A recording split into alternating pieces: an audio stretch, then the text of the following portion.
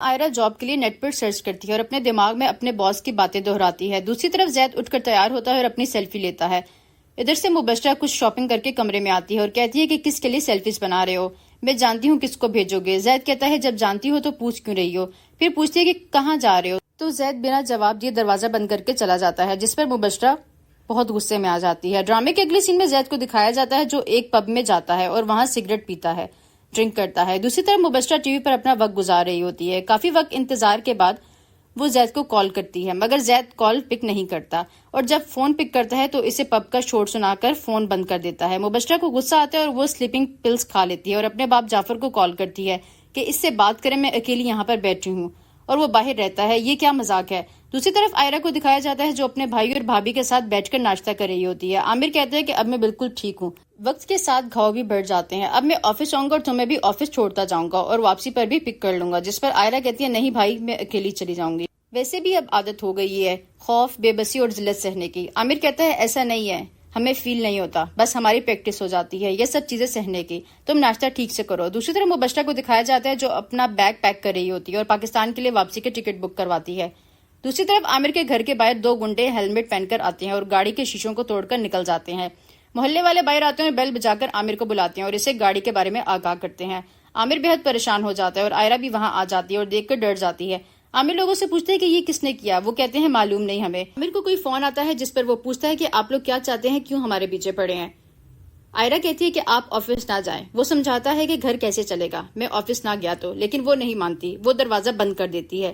ڈرامے کے اگلے سین میں آصف کو اپنے گارڈز کے ہمراہ دکھایا جاتا ہے جو آفس کی طرف آتا ہوا ایک فون کال ریسیو کرتا ہے اور کہتا ہے کہ کام ہو گیا، اور ان سے کہتا ہے کہ انہیں اتنا تنگ کرو کہ وہ شہر چھوڑ کر چلے جائیں اور یہ کام زید کے آنے سے پہلے ہونا چاہیے. دوسری طرف عامر بہت پریشان ہوتا ہے اور کہتا ہے کہ پولیس کمپلین کرتے ہیں. آسیہ غصے ہوتی ہے کہ ہم پھر سے دشمنی مول نہیں لے سکتے، پہلے بھی پولیس کمپلین کرنے کا نتیجہ دیکھ چکے ہیں، ہم ان کا کچھ نہیں بگاڑ سکتے. جس پر عامر کہتا ہے تو کیا کام نہیں کرنا، چوڑیاں پہن کر گھر بیٹھ جاؤں؟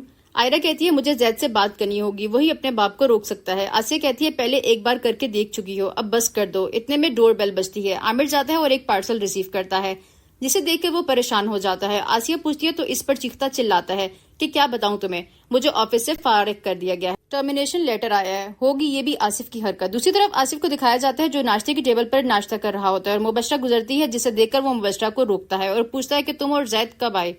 2 دن میں ہی واپس آ گئے. جس پر مبشرہ آصف کو بتاتی ہے کہ صرف میں آئی ہوں، آپ کا بیٹا وہاں ہنی مون نہیں بلکہ مجھے سزا دینے گیا تھا اپنی ناکام محبت کی. وہ دن بھر پبز میں ہوتا ہے اور رات کو سوتا رہتا ہے. جس پر آصف کہتا ہے کہ تم فکر مت کرو، وہ کل ہی یہاں پر آئے گا اور تم سے معافی مانگے گا. مبشرہ چیختی ہے کہ یہی اس کے لیے بہتر ہے، میں مبشرہ جعفر ہوں، یہ بات اسے سمجھا دیجیے ورنہ میں اس کا وہ حشر کروں گی کہ وہ زندگی بھر یاد رکھے گا.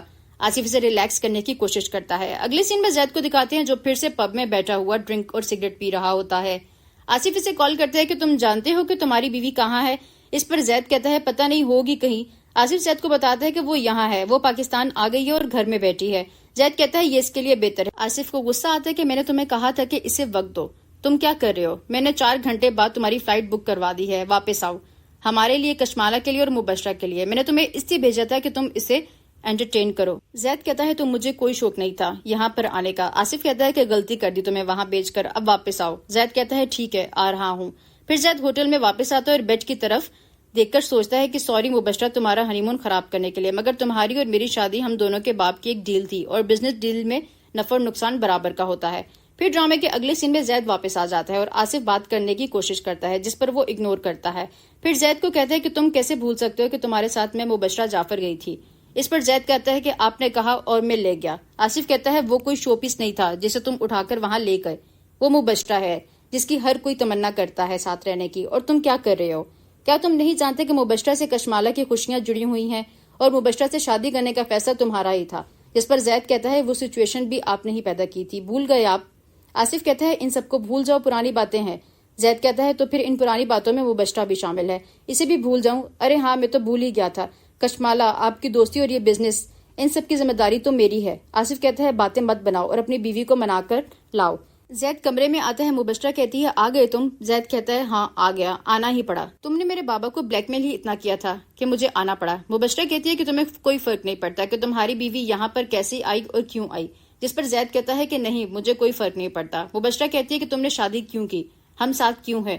اگر یہی سب کچھ کرنا تھا تو بیوی ہوں تمہاری، پوری دنیا کے سامنے تم نے مجھ سے نکاح کیا ہے. تمہیں میری آواز آ رہی ہے یا بہرے ہو گئے ہو تم زید؟ زید انجان بن کر کہتے ہیں کہ کیا ہوا، کچھ ہوا ہے کیا؟ تھوڑا بلند آواز سے بولو، مجھے سنائی نہیں دیا. یہ کہہ کر باہر نکل جاتا ہے. ڈرامے کے اگلے سین میں کشمالہ کو دکھایا جاتا ہے جو بیٹھ کر مووی انجوائے کر رہی ہوتی ہے. مبشرہ غصے میں آتی ہے اور ٹی وی بند کرتی ہے اور کشمالہ سے کہتی ہے کہ لگتا ہے میرے بھائی نے تمہیں کافی خوش رکھا ہوا ہے جو انجوائے ہو رہا ہے. مبشرہ کہتی ہے کہ تم لوگ کب ہنی مون پر جا رہے ہو؟ کشمالہ کہتی ہے کہ ریان کو آفس کا کوئی کام تھا اس لیے نیکسٹ ویک جا رہے ہیں. مبشرہ کہتی ہے کہ تم کہیں نہیں جا رہی ہو، تم اپنے گھر جاؤ گے اور اپنا سامان اٹھاؤ اور یہاں سے نکلو. پھر کپڑے نکال کر بیگ میں ڈالتی ہے اور کشمالہ کو جانے کا کہتی ہے. کشمالہ کہتی ہے کہ اس میں میرا کیا قصور ہے، بیٹھ کر بات کرتے ہیں، میں ریان سے سچ میں محبت کرتی ہوں اور میں اس کے آنے سے پہلے یہاں سے کہیں نہیں جا رہی. مبشرہ اس کا ہینڈ بیگ بازو میں تھماتی اور کہتی ہے جانا تو تمہیں پڑے گا، میں جانتی ہوں اس وقت میں تمہیں زہر لگ رہی ہوں، مگر اس سے بھی زیادہ تمہارا بھائی مجھے زہر لگ رہا ہے. اگر میں خوش نہ رہی تو تمہیں بھی خوش رہنے نہیں دوں گی. پھر اسے دھکے دیکھ کر اس کے کمرے سے باہر نکالتی ہے اور کشمالہ روتی ہوئی اپنے گھر چلی جاتی ہے، جسے دیکھ کر آصف کافی پریشان ہوتا ہے کہ کشمالہ کہتی ہے کہ مبشرہ کی زید سے شادی کر کے آپ نے بہت بڑی غلطی کر دی اور ان سب کی سزا میں کیوں بھگت رہی ہوں. بھائی اس طرح سے مبشرہ کے ساتھ پیش آتے ہیں، اسی لیے وہ اتنے غصے میں ہے اور اس کا حق بھی بنتا ہے. اگر اس کی جگہ کوئی بھی لڑکی ہوتی تو وہ یہ سب برداشت نہ کرتی، وہ تو ہے ہی مبشرہ جعفر. آصف کہتا ہے یہ سب اس لڑکی کی وجہ سے ہو رہا ہے، جس پر کشمالہ کہتی ہے کہ اسے کیا مسئلہ ہے، ہم تو اس کے گھر پر رشتہ لے کر گئے تھے نا، انہوں نے خود انکار کیا، تو اب وہ کیا چاہتی ہے. آصف کہتا ہے تم پریشان مت ہو، سب کچھ ٹھیک ہو جائے گا اور اسے گلے لگا کر دلاسا دیتا ہے.